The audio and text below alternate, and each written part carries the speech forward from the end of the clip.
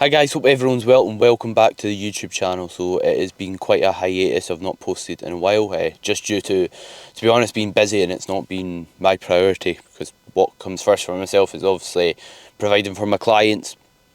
But of course I'll try and keep this up as best as I can, especially throughout this off season, as it's something I'm passionate about. I like talking about the training side of things, and I think I can offer you value in the process. So yeah, today it is pool day. I am, like I said, currently in off season or in a gaining phase, and training's going pretty well at the moment. So yeah, no complaints really. Everything's progressing well. Body weight is sitting around 183 pounds. Obviously it can fluctuate, but that's what it's around on average. And like I said, pool day, so I'll document what I'm thinking about in regards to each exercise when I'm performing it, in regards to the setup, the execution, and hopefully you take a lot from it. So if you enjoy the video, please subscribe, like, and also share it on your story, that sort of thing. If you did enjoy it, I'd greatly appreciate the support as always, and hope you enjoy. Alright guys, so first movement up, we have a cuffed pullover. So the benefit of having basically a cuff and doing it single arm is when you're trying to bias your lat, you want to be in line with your shoulder.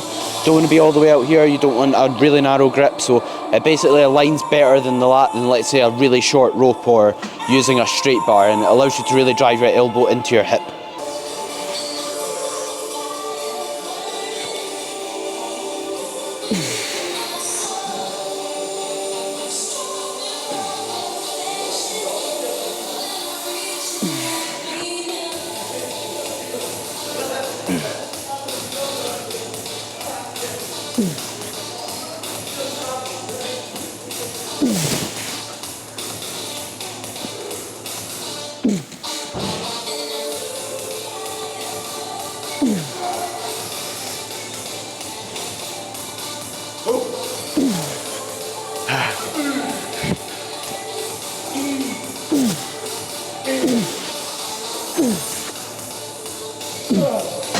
So as for range during this exercise, I'm not letting my arm go right the way over my head, because when you're in this position you don't work your lat. Basically what I'm doing is I'm facing my palm facing up, I'm driving it overhead, and where I basically stop, where I can't get any further, that's where I'm stopping during the movement. Because if I have to go any further up, if I force myself further up, look what happens. Elbow flares out. That's not putting me in a position to bias my lat, so I'm staying in my active range with it. And to assess this, just like I said, turn your palm facing up, see how far overhead you can get, and then that's where you should stop during the movement.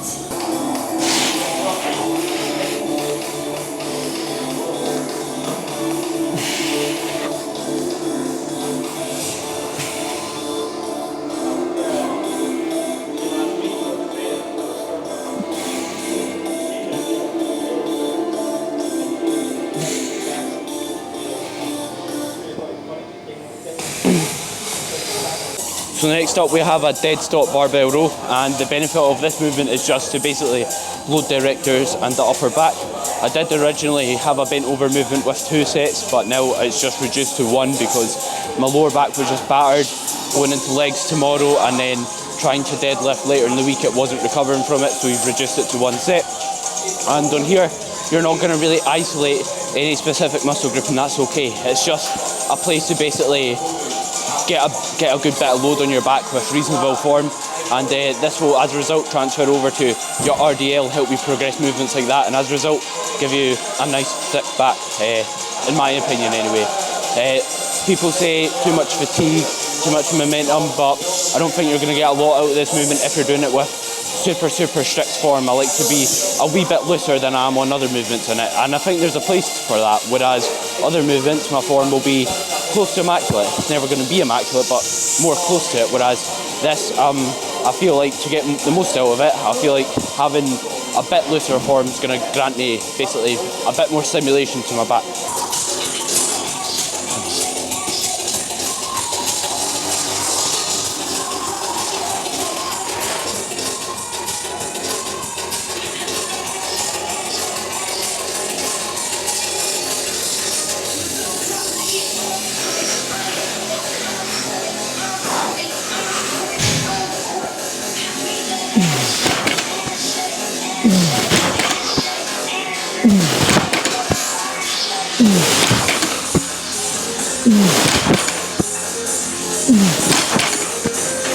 So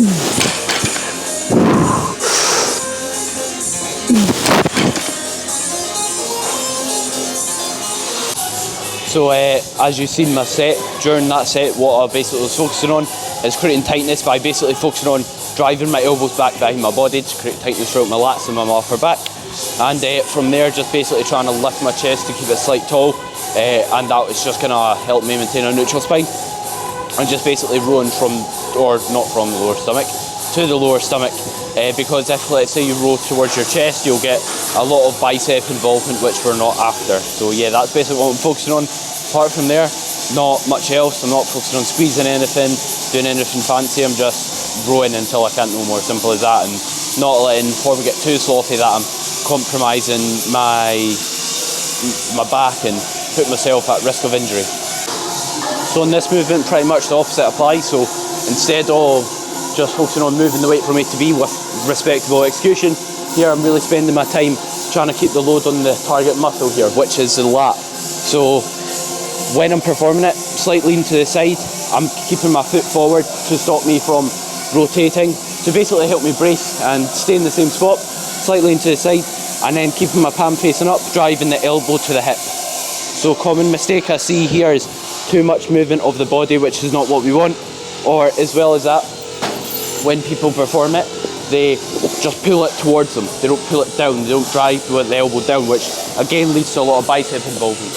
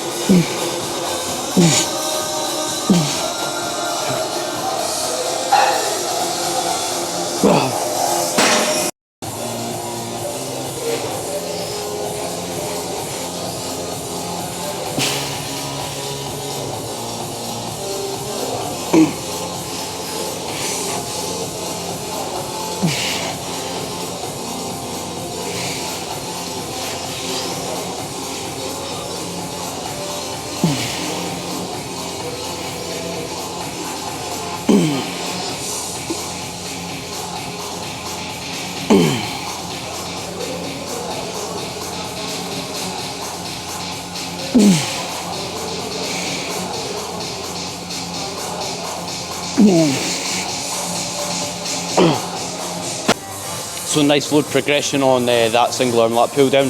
Like I said, really focusing on spending time in both ranges, making sure I'm keeping the weight on my actual lat.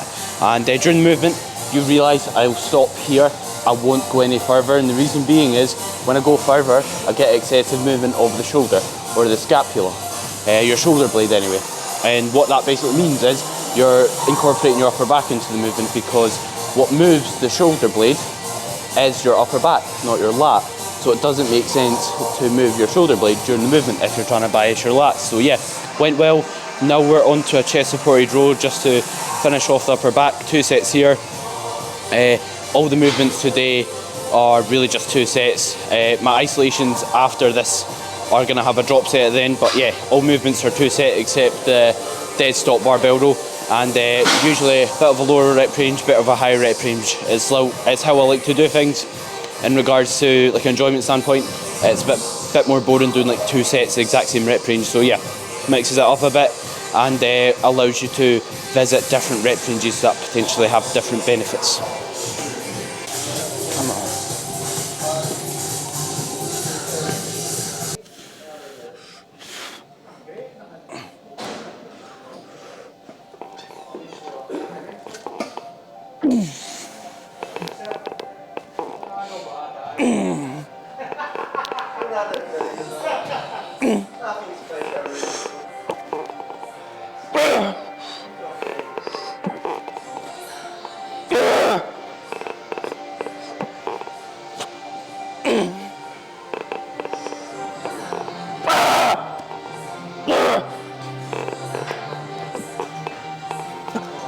So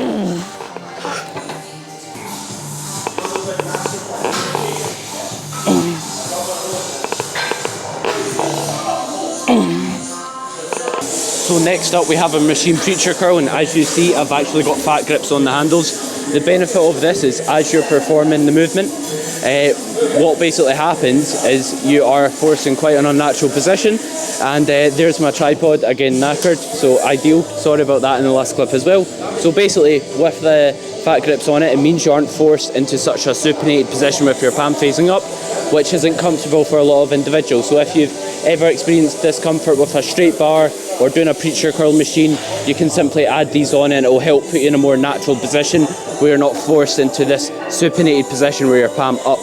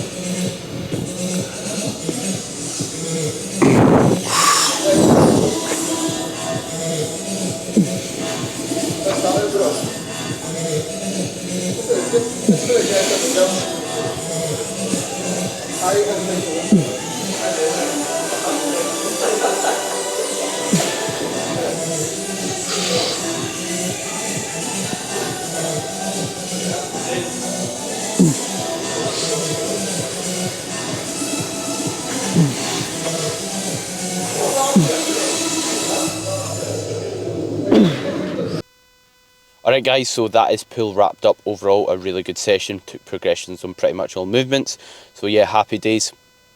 And the last movement you saw me film was bicep preacher curl, and after that I did do a dumbbell hammer curl just to target a different portion of the bicep, and then after that I done a rear delt fly just to isolate my rear delts and give them a bit more attention. Although they will be worked during things like rowing movements, it does make sense if you want something to not become a lagging body part and to develop effectively, to give it its own attention and do some isolation work on it, if that makes sense. So yeah, overall really good session, no complaints, and I'll make sure to invest in a new tripod for the next YouTube video.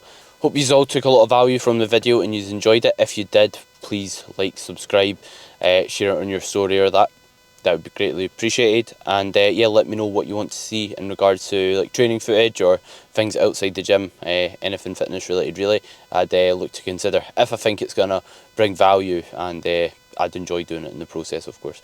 But yeah, thank you very much for watching and hope everyone has a great day.